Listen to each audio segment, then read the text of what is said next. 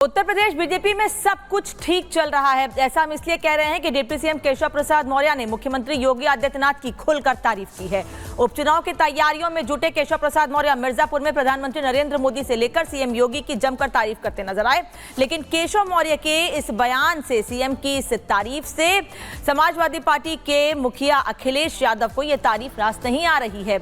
अखिलेश यादव ने केशव प्रसाद मौर्य पर एक बार फिर से तंज कसा है। रिपोर्ट देखिए।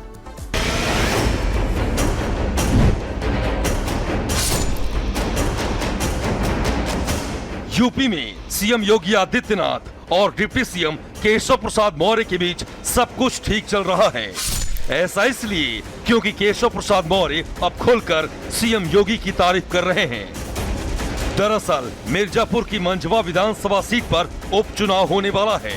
इसी कड़ी में मिर्जापुर पहुंचे डिप्टी सीएम केशव प्रसाद मौर्य ने भरे मंच से प्रदेश के मुख्यमंत्री योगी आदित्यनाथ और पीएम मोदी की जमकर तारीफ की है।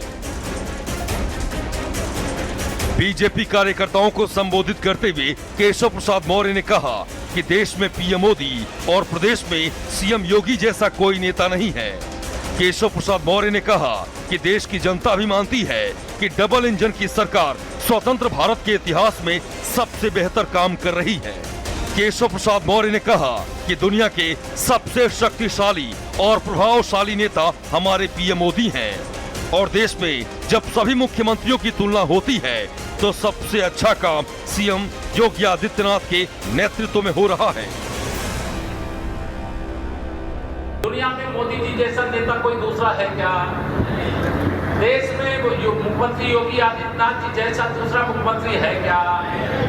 तो जब देश का नेता हमारा दुनिया का सबसे शक्तिशाली, प्रभावशाली और प्रदेश के हमारे मुख्यमंत्री जब पूरे देश के मुख्यमंत्रियों की तुलना होती है उसमें सबसे अच्छा काम उनकी अगुवाई में किया जा रहा है, तो पीछे होना चाहिए या आगे होना चाहिए?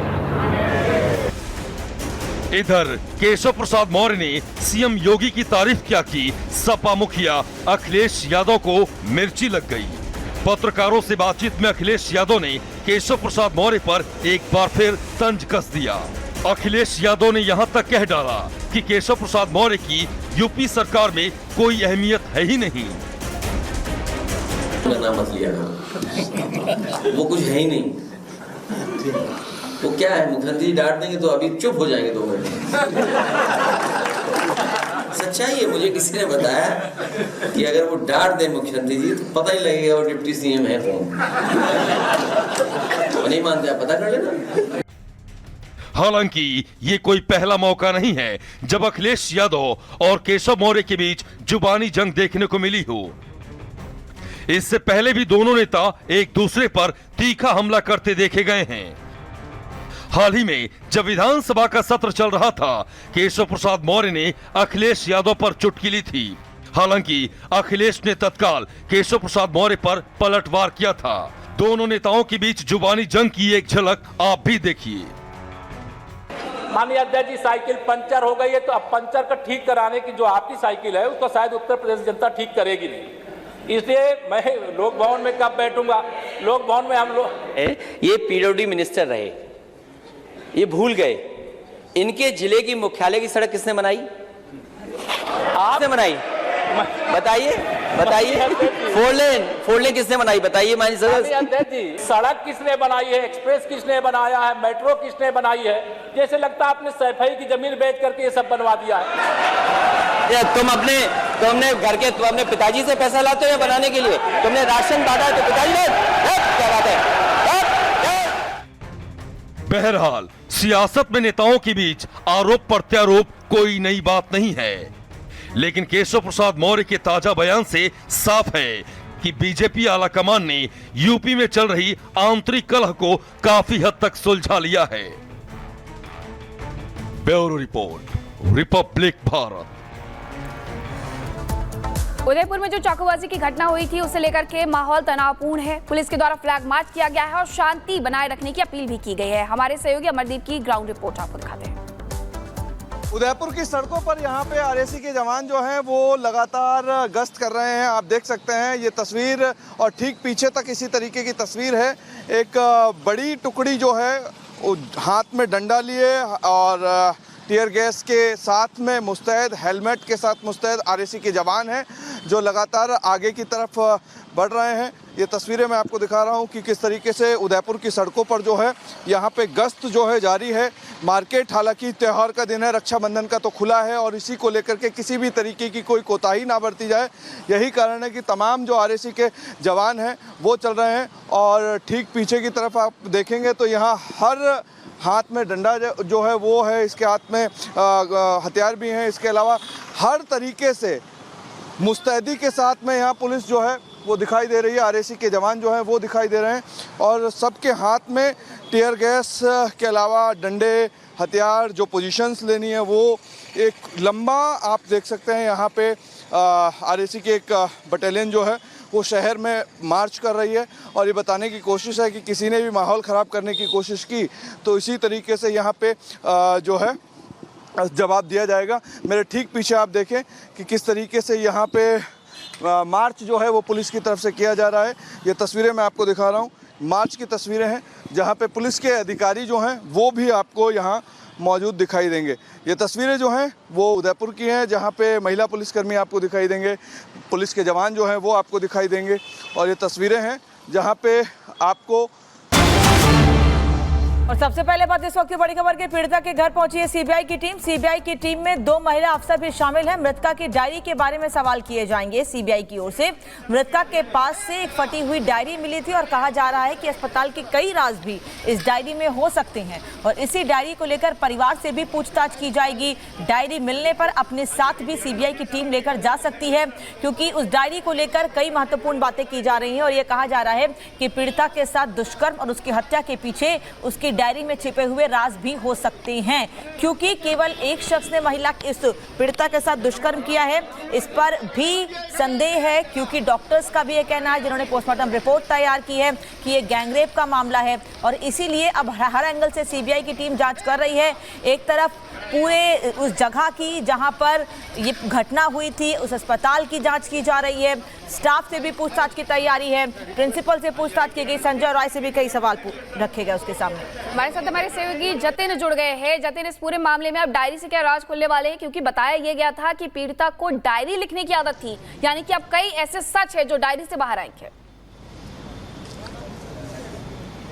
आज बिल्कुल देखिए, शुरुआत में ही विक्टिम फैमिली ने बोला था कि जो पीड़िता है वो डायरी लिखती थी और आपको याद होगा कि 2 दिन पहले हमने खबर चलाई भी थी कि कैसे सेमिनार हॉल में जहां पर बॉडी पड़ी हुई थी पीड़िता की, उसके पास ही फटे हुए कुछ डॉक्यूमेंट से फटी हुई डायरी थी जिसको कोलकाता पुलिस ने जब्त किया था। बाद में इस फटी हुई डायरी को सीबीआई को सौंप दिया गया था। सीबीआई की जो कल सीएफएसएल टीम और एफएसएल टीम यहां पर मौजूद है उन्होंने उस डायरी की जांच की है और उसके बाद तमाम इन्वेस्टिगेशन के बाद अब जो टीम है वो यहां से विक्टिम के घर पहुंची है। 2 ऑफिसर्स की टीम है, दोनों ही महिलाएं बताई जा रही हैं, एसपी रैंक की ऑफिसर्स हैं। अब वो डायरी के बारे में और अभी तक की जो इन्वेस्टिगेशन हुई है, चाहे वो पूर्व प्रिंसिपल संदीप घोष ने जो सारी चीजें बताई हैं, संजय रॉय ने जो सारी चीजें, आरोपी जो इस पूरे मामले में उससे जो बताया, उन सभी के बारे में विक्टिम फैमिली को बताया जाएगा। साथ ही आपको याद होगा कि विक्टिम फैमिली की भी एलिगेशन लगा रही थी पूर्व प्रिंसिपल को लेकर, संजय रॉय को लेकर, प्रशासन को लेकर और एडमिनिस्ट्रेशन को लेकर। उसके बाद भी सीबीआई का पहुंचना इसलिए भी महत्वपूर्ण है ताकि सीबीआई अपनी इन्वेस्टिगेशन में जो चीजें निकली है उसको वहां पर ग्राउंड पे जाकर वेरीफाई कर सके।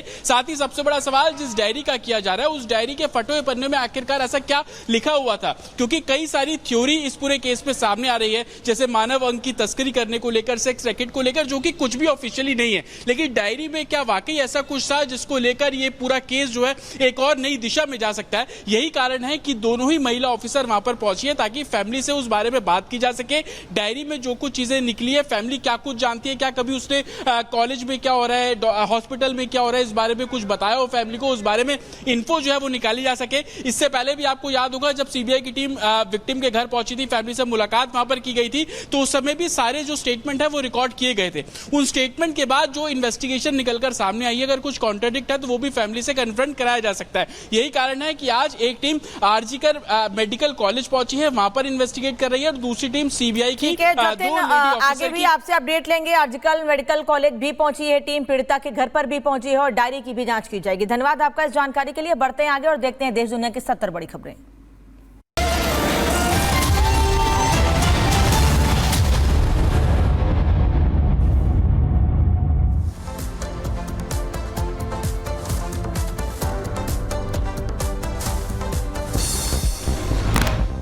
ट्रेनी डॉक्टर से बर्बरता के विरोध में डॉक्टरों की हड़ताल जारी। दिल्ली, मुंबई, कोलकाता समेत कई राज्यों के डॉक्टरों का प्रदर्शन। मामले को लेकर के कल सुप्रीम कोर्ट में होगी सुनवाई।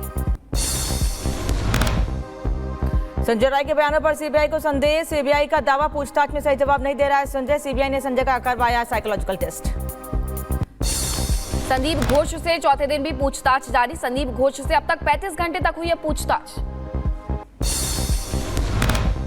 सीबीआई दफ्तर कागज लेकर पहुंचे टीएमसी नेता कुणाल घोष। सीबीआई को सौंपे जरूरी कागजात। आरजी कर अस्पताल के कुछ रेजिडेंट डॉक्टर कुणाल घोष से संपर्क करने का दावा।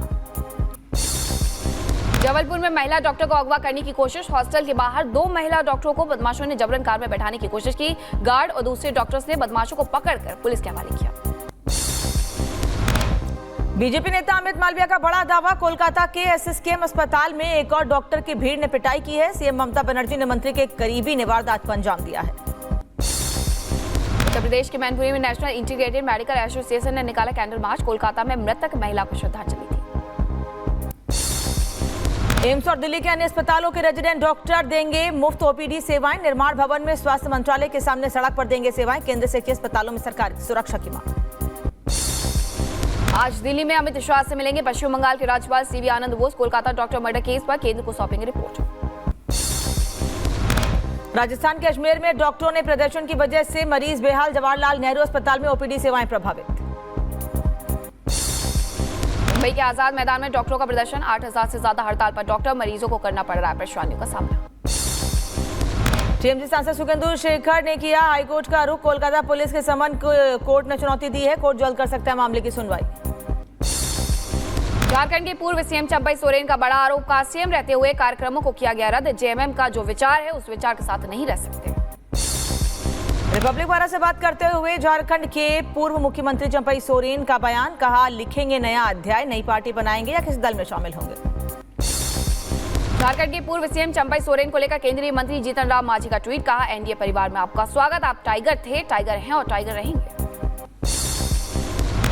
बीजेपी नेता कैलाश विजयवर्गीय का बड़ा बयान। कहा 30 साल बाद देश में होंगे गृह युद्ध जैसे हालात। हिंदू शब्द को करना होगा मजबूत। 30 साल बाद इस देश के अंदर गृह युद्ध प्रारंभ हो जाएगा। 30 साल बाद आप लोग रह नहीं पाएंगे, ऐसी स्थिति बन सकती है। बांग्लादेश में हिंदुओं पर हो रहे अत्याचार। जमात और वीएनपी के लोग हिंदू सरकारी कर्मचारियों से जबरन ले रहे हैं इस्तीफा। बांग्लादेशी हिंदुओं की सरकारी नौकरी छीनने पर बीजेपी प्रवक्ता शहजाद पूनावाला का बयान। कहा बड़ी बड़ी बातें करने वाले लोगों को नहीं दिख रहा हिंदुओं का दुख। जो लोग all eyes on Gaza Muslims 4000 kilometre दूर जिनकी निगाहें गाजा के मुसलमानों पर पड़ती है, उनकी निगाहें 40 किलोमीटर दूर बांग्लादेश के हिंदुओं पर नहीं पड़ती। अमेरिका के न्यूयॉर्क में इंडिया डे परेड में शामिल हुए बांग्लादेशी हिंदू। बांग्लादेश में हिंदुओं की सुरक्षा की मांग भी की गई।